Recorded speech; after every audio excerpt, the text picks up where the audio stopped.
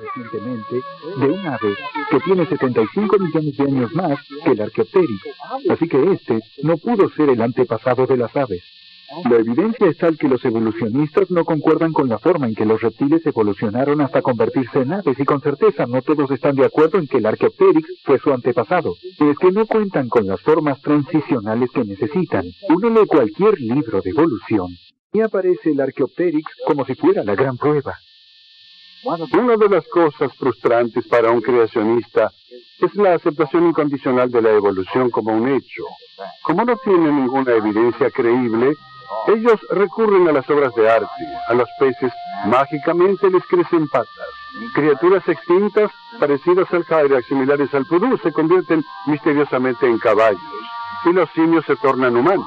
Maquetas de animales vivas, solo transformadas.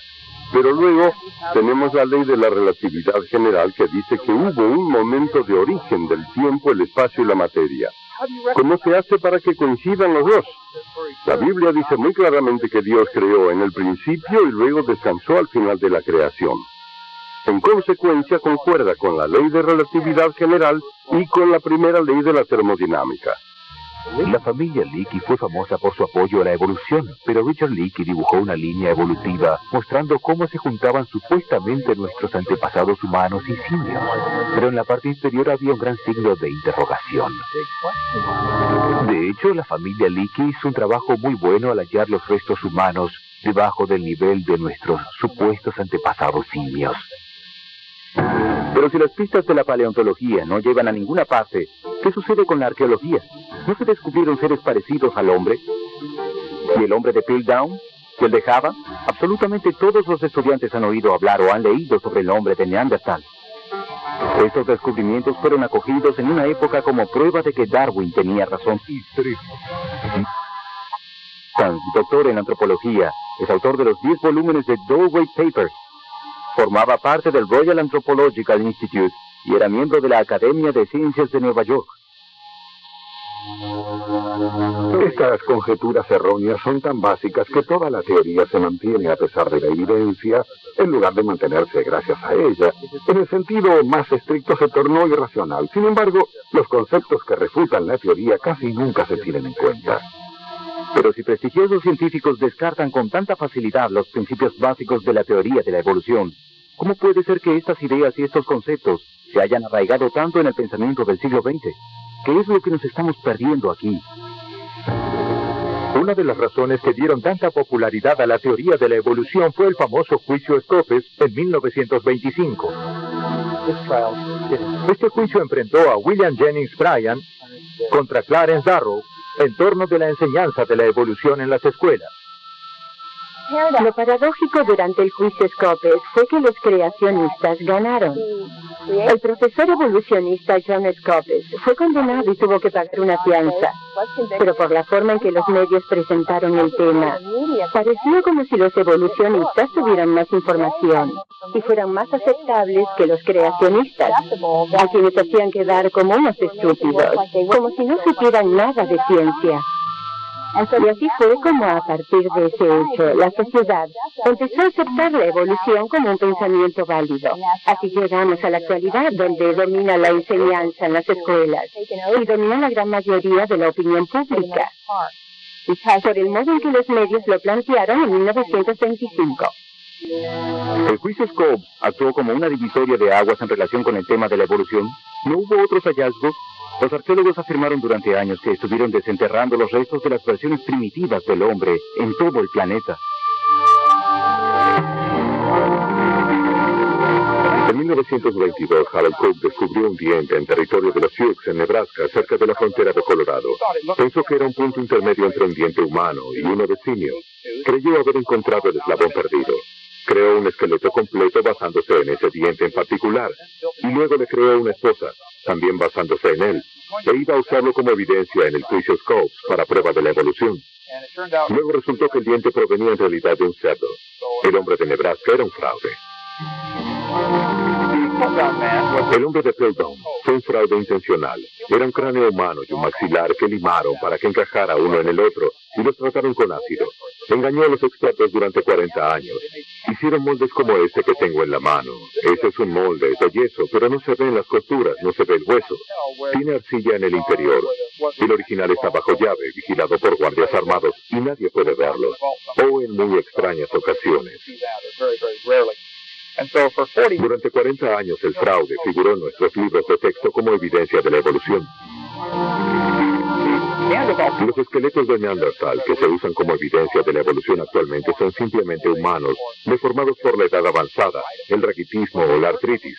Cuando hallaron el primero tenía la espalda doblada, y como el hombre camina erguido y los simios caminan en 4 patas, alguien pensó este es el eslabón perdido, y en realidad era solo un hombre mayor con artritis. Pero la búsqueda continúa. ¿Qué es lo que revelan los nuevos descubrimientos y los nuevos estudios sobre los primeros restos humanos? ¿Todavía se estudia al hombre de Neandertal? Parece que los antropólogos concentraron sus esfuerzos para adherir a un punto de vista rígido y uniforme en cuanto a la edad y el crecimiento de las poblaciones antiguas, a pesar de que las evidencias indicaban lo contrario. Por ejemplo, nunca se permitió que el cráneo y el maxilar del niño Gibraltar II hablaran por sí mismos. Cuando dejamos de lado el dogma evolutivo, descubrimos que tenemos evidencias notables de un niño que maduró tarde y envejeció lentamente, en coincidencia con la duración de una vida larga de la que se habla en la Biblia. La evidencia respecto de las personas de Neandertal apunta hacia un pueblo que vivió después del diluvio universal y no antes. ¿Podría ser que los antropólogos que buscaban datos para apoyar la teoría de la evolución hayan descubierto en realidad datos que apoyaban los registros bíblicos? ¿Qué sucede con el descubrimiento tan publicitado al que se le dio el afectuoso nombre de Lucy? ¿Cuál es el lugar de Lucy dentro de la escala evolutiva? Como saben, Lucy fue descubierta en 1974 y yo a veces me refiero a ella como la mujer que reorganizó el árbol genealógico porque representa para nosotros el esqueleto más antiguo y más completo de cualquier antepasado conocido por los antropólogos. En realidad Lucy tenía el aspecto de un chimpancé, tenía una altura de 1 metro, cerebro del tamaño de un chimpancé y dientes de chimpancé. Era un chimpancé. Las únicas características que insinuaban un antepasado humano eran la cadera y las articulaciones de la rodilla, y estas insinuaban una postura erguida, pero incluso estas características eran polémicas entre los evolucionistas. Se acerca más que ningún otro fósil hallado en África a representar lo que, según mi opinión, una persona común cree que es el eslabón perdido. Así que tiene una importancia extraordinaria en relación con la comprensión de las primeras fases de la evolución humana. Es probable que el científico británico Charles Oxnard sea el experto más importante en Lucy. Él estudió sus huesos haciendo un análisis computarizado de cada uno y del tamaño de ellos y dijo, no es un eslabón perdido, es un mono atípico. Pero, ¿no hubo otros descubrimientos famosos de los antepasados del hombre moderno? Otro supuesto eslabón perdido, el hombre de Java, fue inventado por Eugène Dubois cuando descubrió un pedazo de cráneo con forma de simio, y luego a 15 metros de distancia el hueso de una pierna humana. Sin embargo, antes de morir, confesó que también había hallado 2 cráneos humanos en ese mismo sitio, y admitió que el cráneo pertenecía a un gibón y no a un hombre simio.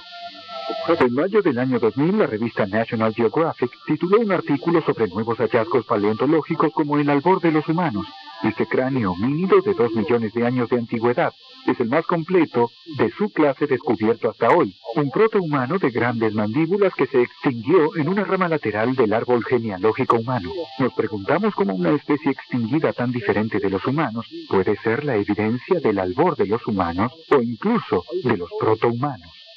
Aparentemente, la búsqueda frenética de los eslabones perdidos dio como resultado una gran cantidad de errores e incluso fraudes. Lamentablemente, algunos de esos errores aún se cometen en la actualidad. El hombre de Java, por ejemplo, sigue apareciendo en algunos libros de texto como el origen del Homo erectus. Pero si los registros fósiles son incompletos o simplemente no son satisfactorios desde el punto de vista científico, ¿a dónde nos conduce eso? ¿A dónde debemos buscar? ¿Hay alguna explicación para la brecha que existe en los registros fósiles? ¿Podría ser que Adán y Eva hayan existido, pero estuvimos buscando en el sitio equivocado? ¿Hay algún tipo de evidencia del origen del hombre en el ADN moderno o en la ciencia genética?